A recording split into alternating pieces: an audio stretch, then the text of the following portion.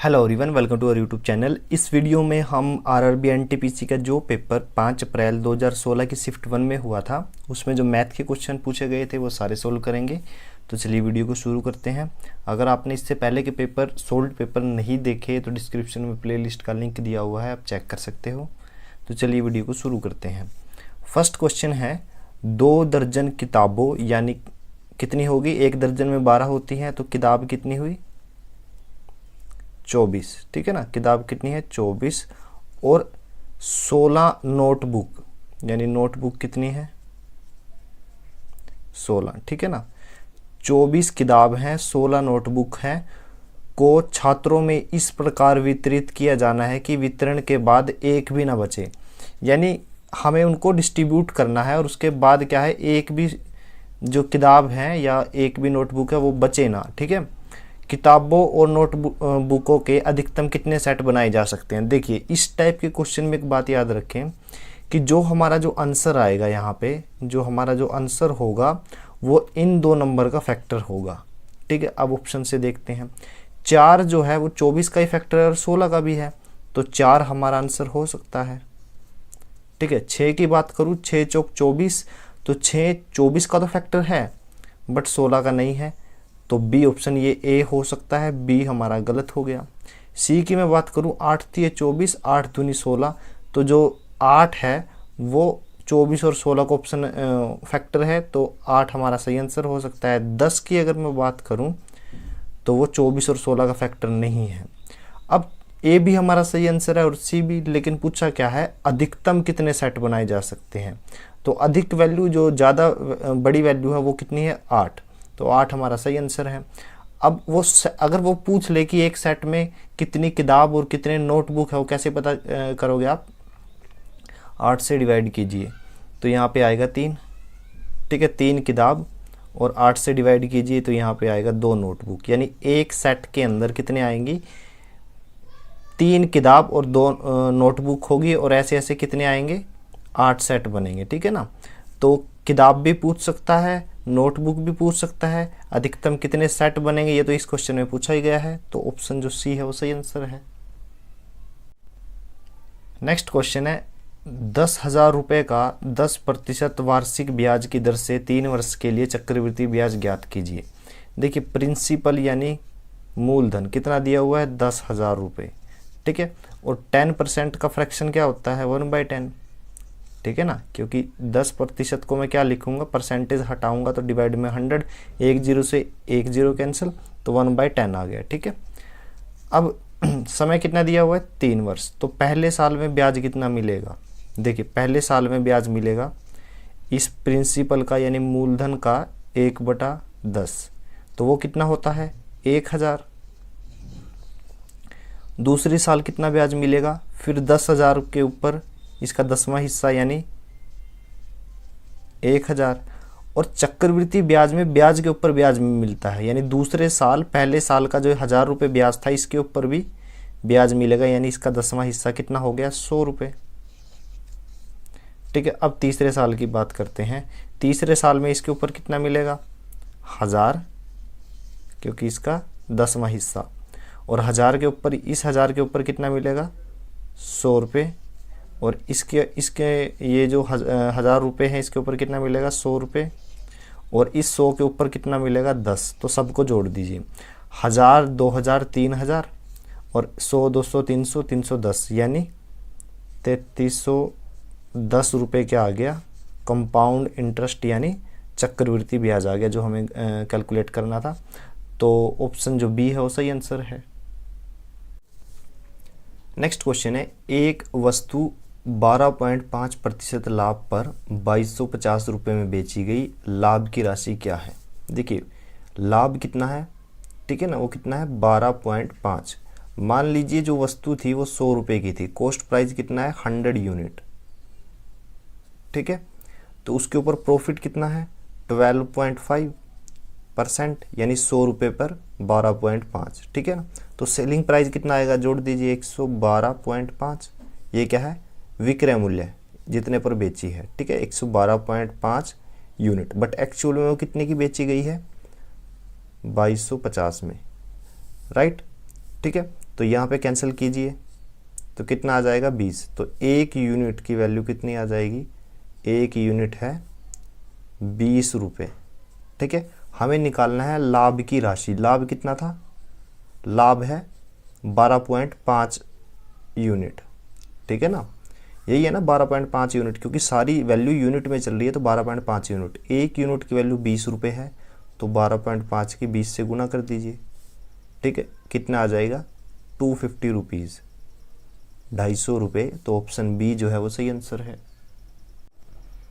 Next question है find the mean of this numbers. ठीक है ना, ये नंबर क्या है, 2 2 3 4 5 5 7 8। मीन कैसे निकालोगे, इन सबको जोड़ दीजिए। 2 + 2 + 3 + 4 + 5 + 5 + 7 + 8। ठीक है, और डिवाइड में क्या है इनका नंबर, 1 2 3 4 5 6 7 8। ठीक है ना, तो अब ऐड कीजिए इनका, 2 और 2 4 और 3 7 और 4 11 और 5 16 21 28 और 8 36, 36/8।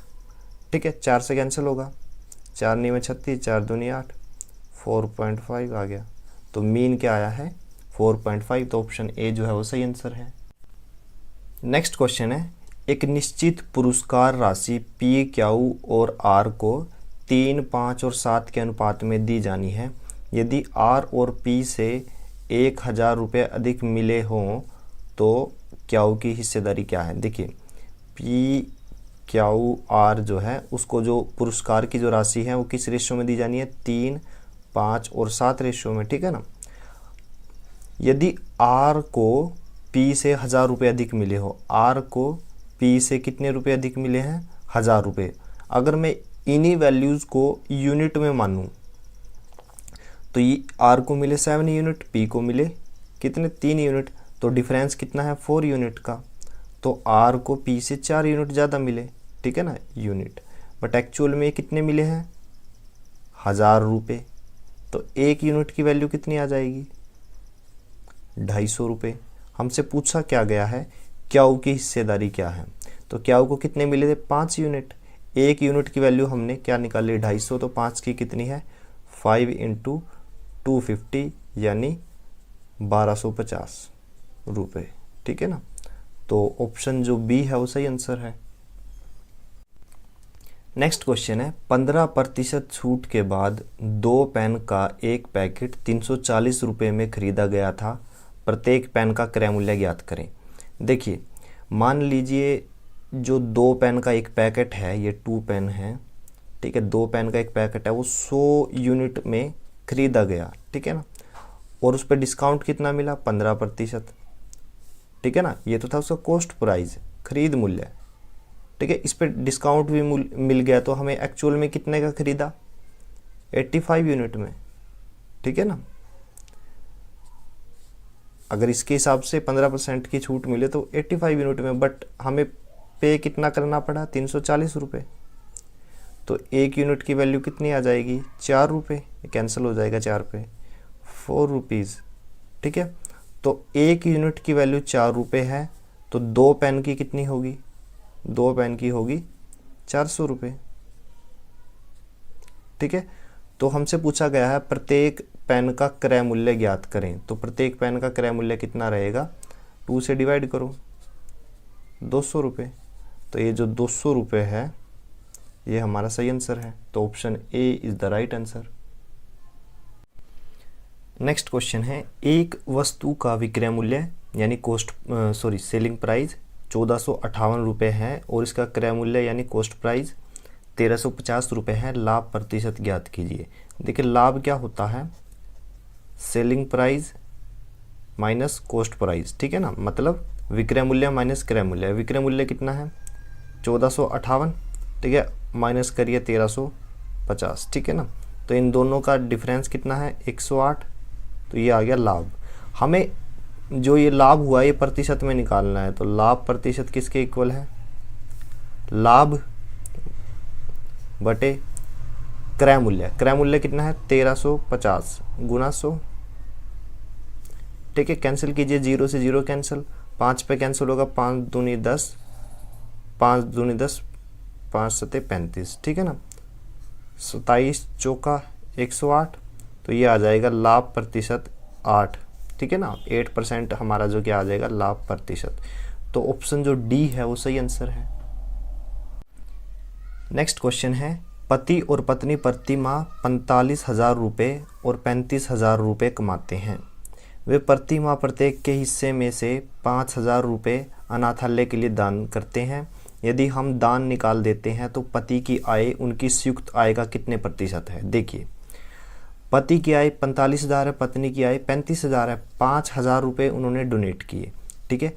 तो पति की जो आय है वो कितनी हो गई, 40,000 डोनेट करने के बाद, और पत्नी की जो आय है वो कितनी रह गई, 30,000, ठीक है ना। अब पूछा क्या है, यदि हम दान निकाल देते हैं तो पति की आय उनकी संयुक्त आय का कितने प्रतिशत है। यानी जो पति की जो आय है वो संयुक्त आय, यानी दोनों को जोड़ दीजिए 70,000, ठीक है, गुना 100 परसेंटेज निकालने के लिए। तो 4 0 से 4 0 कैंसिल, ठीक है। 400/7, 400/7, तो ये किस पे कैंसिल होगा, 5 पे, 7 पंजू 35, फिर कितना कॉमन बचा, कितना बचा 5, तो 7 7 49, तो ये आ जाएगा 57.14, ठीक है ना। आगे तो आपको निकालने की जरूरत नहीं, 57 आ गया तो ऑप्शन सी ही है, तो option C is the right answer. Next question है, एक मोटरसाइकिल M की गति दूसरी मोटरसाइकिल L से दोगुनी है, तो M की जो स्पीड है वो L से दोगुनी है, ठीक है। और M जो है वो 100 किलोमीटर जो है 1 घंटा प्लस 15 मिनट, 15 मिनट को मैं घंटे में कन्वर्ट करूं, 15 डिवाइड में 60, तो ये 15 से कैंसिल होगा 1/4, तो इसको मैं करूँगा 4 एकम 4 और 1 5, 5/4 हावर, ठीक है ना, 5/4 हावर।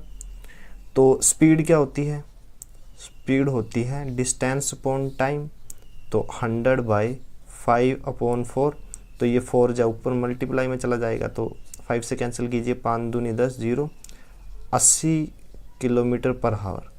तो M की स्पीड आ गई 80 किलोमीटर पर हावर, हमें L की निकालनी है, यहाँ पे 80 रख दीजिए और ये 2 डिवाइड में चला जाएगा, तो L की आ जाएगी, कितनी आएगी, 40 किलोमीटर पर हावर। तो जो ऑप्शन बी है वो सही आंसर है। नेक्स्ट क्वेश्चन है, 69, 96 और 138 का HCF ज्ञात कीजिए। देखिए 69 है, 96 है और 138 है, और HCF का मतलब होता है हाईएस्ट कॉमन फैक्टर, ठीक है ना। मतलब इनके बीच में जो कॉमन है हाईएस्ट, ठीक है, उसको HCF बोलेंगे। अब ऑप्शन क्या है, 9, 6 और 3 और डी में क्या है 2, ठीक है। मैं ऑप्शन से करता हूँ, मान लीजिए ए ऑप्शन 9 है। देखिए जो भी हमारा आंसर होगा, ठीक है, वो तीनों नंबर का फैक्टर होगा, क्योंकि HCF की यही डेफिनेशन है, हाईएस्ट कॉमन फैक्टर, ठीक है ना।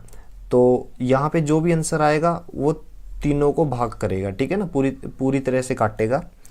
तो कोई भी नंबर 3 या 9 से भाग तब होता है जब उनके डिजिट का जोड़ 3 या 9 से भाग होता हो।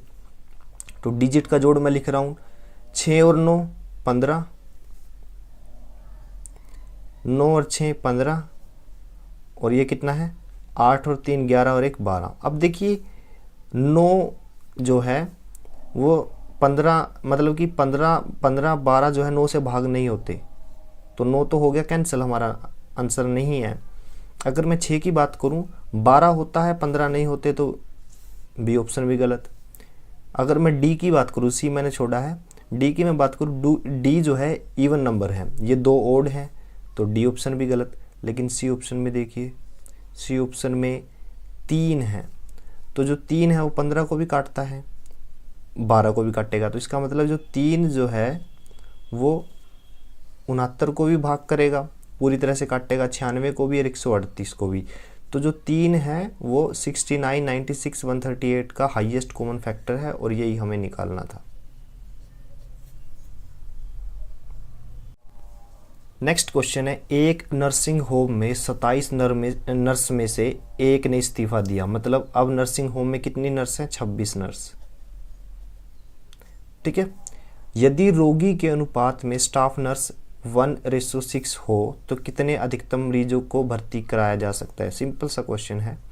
1:6 ये क्या है? मरीज, सॉरी ये है नर्स, और ये क्या है? मरीज या रोगी, ठीक है ना। अगर नर्स 1 है तो कितने रोगी भर्ती हो सकते हैं? 6। लेकिन नर्स की संख्या हमें दी गई है 26, तो रोगी की कितनी होगी? 26 गुना 6 कितना आ जाएगा? 156, ठीक है। तो ऑप्शन ए जो है वो सही आंसर है। नेक्स्ट क्वेश्चन है, जेड ने 4 वर्ष बाद 10% वार्षिक साधारण ब्याज सहित 10,920 रुपये चुकाए, उसने कितने रुपए उधार लिए थे? अब देखिए, मूलधन हमें निकालना है, प्रिंसिपल हमें कैलकुलेट करना है। मैंने क्या किया, उसको 100 यूनिट मान लिया। तो जो मेरा प्रिंसिपल यानी मूलधन है वो कितना है? 100 यूनिट। और मैंने टाइम मान लिया 1 ईयर, हालांकि यहाँ पे तो 4 साल दिए हुए, मैंने 1 ईयर माना। तो रेट कितना है? 10% का। तो 100 रुपये पर कितना ब्याज लगेगा? 10 रुपये। यहाँ पे 100 यूनिट है तो 10% मतलब 10 यूनिट। तो टोटल अमाउंट कितनी आ जाएगी? अमाउंट होता है मिश्र धन, ठीक है ना, मिश्र धन, ठीक है। मिश्र धन 110 यूनिट। अब देखिए, 1 साल में 10 यूनिट ब्याज मिला, 10 यूनिट 1 साल में 100 रुपये के ऊपर। 4 साल में कितना मिलेगा? 4 से मल्टीप्लाई कर दीजिए, 40 यूनिट, ठीक है। तो 4 साल में, या तो 1 साल में 110 यूनिट था, 4 साल में कितना हो जाएगा?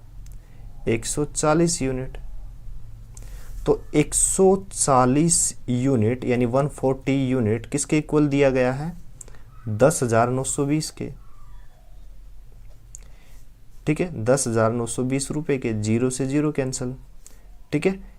इसको कैंसिल कीजिए 14 पे, तो यहाँ पे आएगा 78 रुपीज़, ठीक है। पूरी सारा कैंसिल हो गया, 78 रुपये आ गया। एक यूनिट की वैल्यू 78 रुपये है। हमें प्रिंसिपल कैलकुलेट करना है यानी मूलधन, वो है 100 यूनिट। एक यूनिट की वैल्यू 78, तो 100 की कितनी आएगी? 7800 रुपये। तो ये क्या है? प्रिंसिपल। तो यही हमें निकालना था। तो ऑप्शन जो बी है वो सही आंसर है।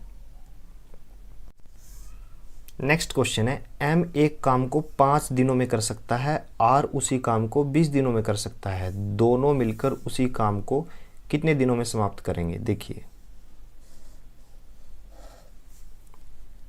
एम जो है वो काम को कितने दिन में ख़त्म कर सकता है? 5 दिनों में। और आर जो है 20 दिनों में। राइट हैंड साइड में है टोटल टाइम, मतलब काम कितने दिन में ख़त्म होता है। सेंटर में है टोटल वर्क, और लेफ्ट हैंड साइड में है यूनिट वर्क यानी 1 दिन का काम। अब दोनों का एलसीएम लोगे तो क्या आएगा? 20। तो हम मान लीजिए टोटल जो वर्क है 20 यूनिट है। टाइम जो है दिनों में है तो 5 डे और 20 डे। एम जो है 20 यूनिट काम 5 दिन में करता है। एक दिन में कितना करेगा? 20/5 यानी 4 यूनिट पर डे। और ये 20 यूनिट काम 20 दिन में करता है तो वो 1 यूनिट 1 दिन में करता है। उसने बोला है दोनों मिलकर उसी काम को कितने दिन में करें? काम तो 20 यूनिट है, दोनों मिल जाएंगे तो वो 1 दिन में कितना यूनिट काम कर पा रहे हैं? 4 और 1 5 यूनिट, 5 यूनिट पर डे, ठीक है। टोटल वर्क है 20, टाइम निकालना है। टाइम कैसे निकालोगे? 20 यूनिट बटे 5 यूनिट पर डे। यूनिट से यूनिट कैंसिल, डे ऊपर चला जाएगा, 5 पे कैंसिल करो 4 डे, 4 दिन हमारा आंसर आ गया। तो option A is the right answer. Next question है, 5 में से 4 क्रिकेट खिलाड़ी क्रम से 13, 9, 5, 11 पारियां खेल चुके हैं। अगर डेटा सेट का माध्य 9 हो तो 5वें खिलाड़ी द्वारा खेली गई पारियों की संख्या कितनी है? देखिए, 5 में से 4 खिलाड़ी कितनी पारियां खेल चुके हैं? यानी 4 खिलाड़ी खेल चुके हैं 13, 9, 5 और 11, ठीक है। अगर डेटा सेट का माध्य 9 हो, 9 है यानी 5 जो खिलाड़ी हैं उनका जो माध्य है कितना है? 9। तो उनका सम कितना रहेगा? सम कैसे निकालोगे? दोनों की गुना कर दीजिए, 9 पंजा 45, तो 45 उनका क्या आ गया? सम, ठीक है। 4 जो खिलाड़ी हैं उनकी पारियों की वैल्यू दी गई है। तो अगर मैं इनका सम निकालूं, 4 खिलाड़ियों की पारियों का सम कितना आएगा, 13, 9, 5 और 11 को जोड़ूंगा तो मेरे पास आएगा 38। कैसे आया, 11 और 9 20, 20 और 13 33 और 5 38। ठीक है, हमसे पूछा है जो 5वां खिलाड़ी है उसने कितनी पारियां खेली, 45 टोटल सम था, 38 4 खेल चुके हैं, तो 45 माइनस 38 कितना आ जाएगा, 7। तो ऑप्शन जो सी है वो सही आंसर है। नेक्स्ट क्वेश्चन है, एक आदमी प्रातः 8 बजे अपनी यात्रा 8 किलोमीटर प्रति घंटा की गति से शुरू करता है और 24 किलोमीटर दूर गंतव्य स्थान पर पहुंचता है। वह गंतव्य स्थान पर कितने बजे पहुंचा। देखिए 8 बजे यात्रा शुरू की, सुबह के 8 AM। फिर क्या है, हमसे पूछा है वो अपने स्थान पर कितने बजे पहुंचेगा, ये हमसे क्वेश्चन पूछा गया है। अब गति कितनी है, 8 किलोमीटर वो तय करता है 1 घंटे में, ये दिया हुआ है। और टोटल डिस्टेंस उसने कितनी कवर की, 24 किलोमीटर। यानी वो कितने किलोमीटर में की, देखिए 8 किलोमीटर 1 घंटे में तय करता है तो 24 कितने में करेगा, देखिए 8 3 24 और टाइम भी 3 गुना हो जाएगा, यानी 3 घंटे में। ठीक है, तो यहाँ से यहाँ तक चलने में उसे 3 घंटे लगे। चला वो 8 बजे था, पहुँचा कितने बजे, जोड़ दीजिए 8 और 3 11 AM। तो ऑप्शन जो बी है वो सही आंसर है। नेक्स्ट क्वेश्चन है, विज्ञान और कला के छात्रों का अनुपात 5:3 है, यानी जो साइंस और आर्ट के स्टूडेंट हैं उनका रेशियो कितना है, 5 और 3। अब मान लीजिए जो साइंस के स्टूडेंट हैं 5 ही हैं, यूनिट में मान लीजिए 5 यूनिट, और आर्ट के हैं 3 यूनिट, तो टोटल कितने हो गए, 8 यूनिट। बट एक्चुअल में कितने दिए हुए हैं, 1328। यदि उनकी कुल संख्या 1328 हो तो कला यानी आर्ट के छात्रों की संख्या ज्ञात कीजिए। हमें इन छात्रों की संख्या ज्ञात करनी है, राइट। तो 8 यूनिट 1328 के बराबर हैं, तो 8 से कैंसिल हो जाएगा, कितना आएगा, 8 एकम 8, 8 6 48, 8 6 48, 166। 1 unit is equal to 166 student यानी छात्र। हमें पूछा है 8 के स्टूडेंट की, तो 3 गुना 166 किसके इक्वल आ जाएगा, 498। ठीक है, तो 498 यानी ऑप्शन जो सी है वो सही आंसर है। नेक्स्ट क्वेश्चन है, चूंकि एक छात्र के अंक गलती से 68 की जगह 86 टाइप हो गए थे तो कक्षा का माध्य हाफ बढ़ गया था, कुल छात्रों की संख्या कितनी है। देखिए मार्क्स कितने थे, 68। ठीक है, बाय मिस्टेक कितने काउंट हो गए, 86, टाइप 86 हो गए। दोनों का डिफरेंस कितना है, 18। तो देखिए ये जो 18 मार्क्स हैं, ठीक है, वो कुछ ना कुछ छात्रों पर डिस्ट्रीब्यूट हुए होंगे। ठीक है ना, ये 18 छात्र हैं, ये सॉरी 18 मार्क्स हैं, वो नंबर ऑफ स्टूडेंट के ऊपर डिस्ट्रीब्यूट हुए होंगे। ठीक है ना। अब माध्य का मतलब क्या है, मीन का मतलब है हर एक छात्र की वैल्यू। ठीक है ना। अब यहाँ पे मीन का मतलब क्या है कि छात्र के अंक है ना, तो हर एक छात्र के अंक कितने हैं वो दिया नहीं हुआ, तो लेकिन ये बोला है कि हाफ बढ़ गए, यानी मीन हाफ बढ़ने का मतलब क्या है, हर एक जो छात्र था उसके ऊपर हाफ वैल्यू बढ़ गई। ठीक है, तो हमें तो छात्रों की संख्या निकालनी है। 18 मार्क्स को हाफ हाफ के हिसाब से कितने छात्रों में बांटा जा सकता है, कैसे निकालोगे, 18 के डिवाइड में 0.5 कर दो तो कितना आएगा, 36 स्टूडेंट। ठीक है ना। अगर मैं एक स्टूडेंट को 0.5 मार्क्स दूं तो 18 जो मार्क्स थे, 18 जो मार्क्स थे 36 स्टूडेंट में डिस्ट्रीब्यूट हो सकते हैं। तो इसका मतलब जो छात्र निकालने थे वो कितने आ गए, 36। Option B is the right answer. Next question है, यदि 5 आदमी एक काम को 9 दिन में कर सकते हैं तो 3 आदमी उसी काम को कितने दिन में करेंगे। देखिए M1 T1 is equal to M2 T2। इसका क्या मतलब, फर्स्ट कंडीशन में मैन पावर और टाइम का मल्टीप्लिकेशन बराबर होता है सेकंड कंडीशन में मैन और टाइम। तो फर्स्ट कंडीशन में 5 आदमी है तो M1 की वैल्यू 5 और T1 कितना है, 9 दिन, बराबर किसके रहेगा, M2 के। M2 कितना है, 3 आदमी, और T2 हमें निकालना है कि कितने दिनों में समाप्त करेगा। तो 3 पे कैंसिल कीजिए, 3 तिया 9, 5 तिया 15, तो दूसरा जो टाइम आएगा वो है 15 दिन। तो ऑप्शन जो बी है वो सही आंसर है।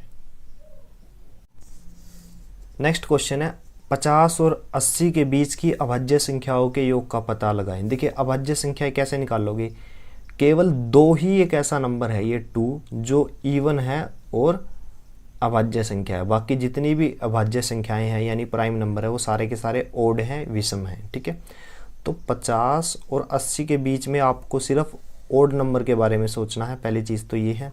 दूसरा, कोई भी नंबर जिसके पीछे 5 आ रहा हो आपको उसको काउंट नहीं करना, जैसे 55, 65, 75। ठीक है, क्योंकि ये सारे के सारे 5 से डिवाइड होते हैं। दूसरा, कोई भी नंबर जिसमें एक नंबर 2 बार रिपीट हो रहा हो, जैसे कि 55, 66, 77, ये भी आपको नहीं काउंट करना। हालांकि 66 तो इवन है, ये तो मैंने पहले ही बोल दिया, ओड ओड काउंट करना है, तो 55 और 77 भी नहीं, क्योंकि ये 11 से डिवाइड होते हैं। ठीक है, तो इनके अलावा जो नंबर है उनका आप देखिए। अब देखिए 51 जो है, 51 में डिजिट का जोड़ देखिए, 5 और 1 6, 6 है, तो मतलब ये 3 से भाग होता है, तो ये हमें काउंट नहीं करना। तो पहला नंबर आ गया 53। फिर 55 काउंट नहीं करना है। ठीक है, 57 भी नहीं, क्योंकि 57 के जो डिजिट होते हैं 5 और 7 जो है ये कितना आएगा 12, तो ये भी 3 से भाग होता है। फिर इसके बाद 59 है, 53 के बाद 59, फिर 61, ठीक है, फिर 67, ठीक है, फिर 71, फिर 73 और 79। राइट, इन सबको जोड़ोगे तो आपके पास आएगा 463। ठीक है ना, तो ऑप्शन जो सी है वो सही आंसर है। नेक्स्ट क्वेश्चन है X square minus Y square divide में क्या है, एक्स माइनस वाई। हमें इसकी वैल्यू कैलकुलेट करनी है। तो X square minus Y square को सिंपली हम, ये फॉर्मूला होता है किसके इक्वल है, X plus Y divide into X minus Y. ठीक है, डिवाइड में क्या है एक्स माइनस वाई, ये टर्म इससे कैंसिल हो जाएगी, तो बचा क्या एक्स प्लस वाई, ये हमारा आंसर है। तो ऑप्शन जो बी है वो सही आंसर है। नेक्स्ट क्वेश्चन है यदि 12 टेंजेंट ए बराबर है 5 के तो कोसिकेंट ए कैलकुलेट कीजिए। देखिए 12 टेंजेंट ए 5 के इक्वल है, टेंजेंट ए की वैल्यू क्या आ जाएगी 5/12। टेंजेंट किसके इक्वल होता है, टेंजेंट ए किसके इक्वल होगा, वो होता है परपेंडिकुलर अपॉन बेस। तो यानी एक राइट एंगल ट्रायंगल बना लीजिए। ठीक है, जिसमें जो परपेंडिकुलर है, ये परपेंडिकुलर है, इसकी वैल्यू कितनी है 5, और बेस की वैल्यू कितनी है 12, और ये जो एंगल है वो कितना है a। हाइपोटेन्यूज क्या आएगा, इसका स्क्वायर और इसका स्क्वायर करके जोड़िए, फिर उसका रूट ले लीजिए, कितना आएगा 13। आपको पहले से याद होने चाहिए ये ट्रिपलेट 13, 12, 5, 5, 4, 3 और भी कई सारे हैं। ठीक है ना, आपको याद होने चाहिए। तो हाइपोटेन्यूज आ गया। हम कोसिकेंट ए निकालना चाहते हैं। कोसिकेंट ए किसके इक्वल होता है, परपेंडिकुलर हाइपोटेन्यूज अपॉन परपेंडिकुलर। ठीक है ना, तो एच क्या है 13 और परपेंडिकुलर कितना 5, 13/5 जो है वो हमारा सही आंसर है। तो ऑप्शन में एक भी 13/5 नहीं है, ये कहीं ना कहीं ऑप्शन में मिस्टेक है। तो हमारा सही आंसर तो क्या है 13/5। नेक्स्ट क्वेश्चन है यदि एक वृत्त की परिधि 18 पाई सेंटीमीटर है तो वृत्त का क्षेत्रफल क्या है। देखिए परिधि यानी सरकमफ्रेंस, ठीक है ना, सरकमफ्रेंस राइट, किसके इक्वल होती है 2 पाई आर के, बट एक्चुअल में कितनी दी है 18 पाई सेंटीमीटर। तो पाई से पाई कैंसिल और 2 से 9, यानी आर की वैल्यू यानी रेडियस जो है, त्रिज्या जो है वो 9 सेंटीमीटर आ गई। क्षेत्रफल निकालना है यानी एरिया, क्या फॉर्मूला होता है पाई आर स्क्वेयर। ठीक है, pi as it is, R की वैल्यू 9, 9 का स्क्वायर 81, 81 पाई सेंटीमीटर स्क्वायर जो है वो हमारा आंसर आ गया।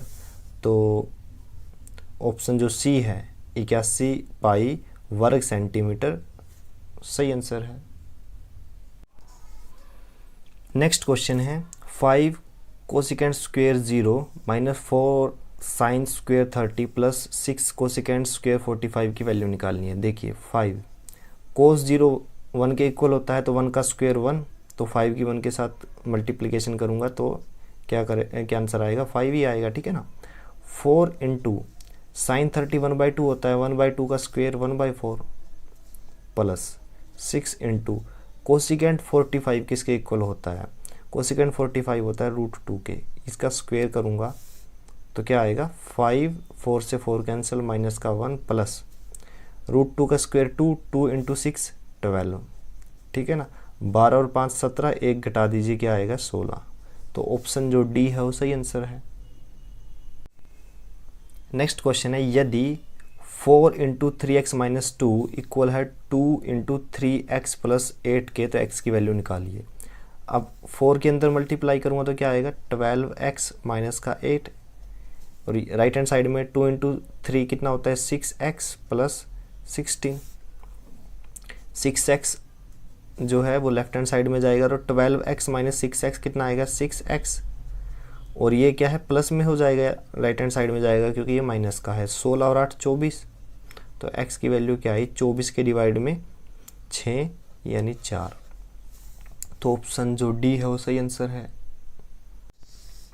नेक्स्ट क्वेश्चन है, यदि a square plus B square 80 के इक्वल है और a माइनस बी 4 के इक्वल है, तो ए बी की वैल्यू निकालिए। देखिए a माइनस बी का होल स्क्वेयर किसके इक्वल होता है, a square plus B square minus का 2ab। ठीक है। अब a माइनस बी की वैल्यू कितनी दी गई है 4, तो मैंने यहाँ पे 4 रख लिया, 4 का square. a square B square किसके इक्वल है 80 के, माइनस का 2ab। ab की वैल्यू हमें कैलकुलेट करनी है, ये कितना आ जाएगा 16। ठीक है। ये नेगेटिव टर्म जो है वो लेफ्ट हैंड साइड में जाएगी, तो 2ab यहाँ पे कितना 80 और ये कितना है 16 क्या है माइनस में हो जाएगा। ठीक है ना। तो ये कितना आएगा ए बी कितना है 80 में से 16 घटाइए तो कितना बचेगा 64। ठीक है ना। और ये जो 2 था वो डिवाइड में चला जाएगा, तो कैंसिल कीजिए 32, तो a इंटू बी की वैल्यू कितनी आई 32। ठीक है। तो ऑप्शन जो डी है वो सही आंसर है। नेक्स्ट क्वेश्चन है, 2 गुना 4 का क्यूब कितना होता है 64, गुना 3 का स्क्वायर कितना होता है 9, डिवाइड में कितना है 3 गुना 16। ठीक है। 16 चौक 64 और 3 तिया 9, तो कितना आ जाएगा 2 चौक 8 और 8 तिये 24। तो ऑप्शन जो ए है वो सही आंसर है।